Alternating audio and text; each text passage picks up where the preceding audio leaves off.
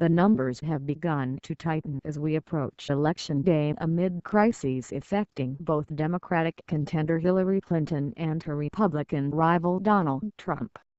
Use our tracker to follow the contest and scroll down to find some explanation on what the polls show. The BBC Poll of Polls looks at the 5 most recent national polls and takes the median value, i.e., the value between the two figures that are higher and two figures that are lower. The bad news for Hillary Clinton is that the polls had already begun to tighten both nationally and in some key battleground states before FBI Chief James Comey announced a new inquiry into her email use. In the ABC News/Washington Post tracking poll, for example, Mrs. Clinton was ahead of Donald Trump by 12 points on October 23, but that lead had narrowed to 1 point a week later. Enthusiasm for Mrs. Clinton had slipped slightly in that poll, with the number of her supporters who said they were very enthusiastic about her down from 51% to 47%. Polls do tend to tighten as Election Day approaches anyway, but at the moment it's unclear what if any effect news of the FBI inquiry will have.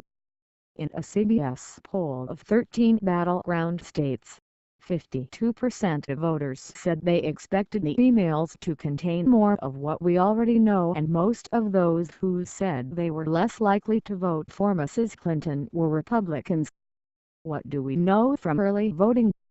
Some form of early voting is in place in most states across the U.S., meaning much of the electorate will have cast their ballot before Election Day. Although those votes are not counted until polls close on Tuesday, some states release data on the number of early votes and how many were from registered Republicans or Democrats. In Nevada, for example, we know that of nearly 800,000 votes cast before early voting closed on November 4, 42% were by registered Democrats while 36% were by registered Republicans. Those numbers aren't too different to 2012, when Barack Obama took the state with a winning margin of 6.7%. Of course, there's nothing to say that those registered with one of the parties will definitely vote that way, especially since both Mr. Trump and Mrs. Clinton have made direct appeals to supporters of the other party who may be disillusioned with their candidate. But in general, the Nevada data comes as a surprise, because much of the recent polling in the state has suggested Donald Trump is in the lead. That doesn't necessarily mean the polls are wrong.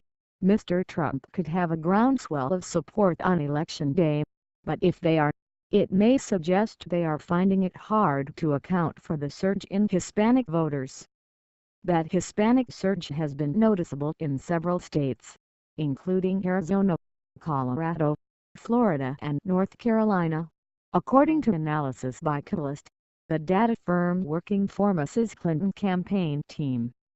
In previous elections it has been less clear who Hispanic voters would back. Republican President George W. Bush won 40% of their votes in 2004, but this year it is clearer thanks in part to Mr. Trump's tough rhetoric on immigration and Mexicans.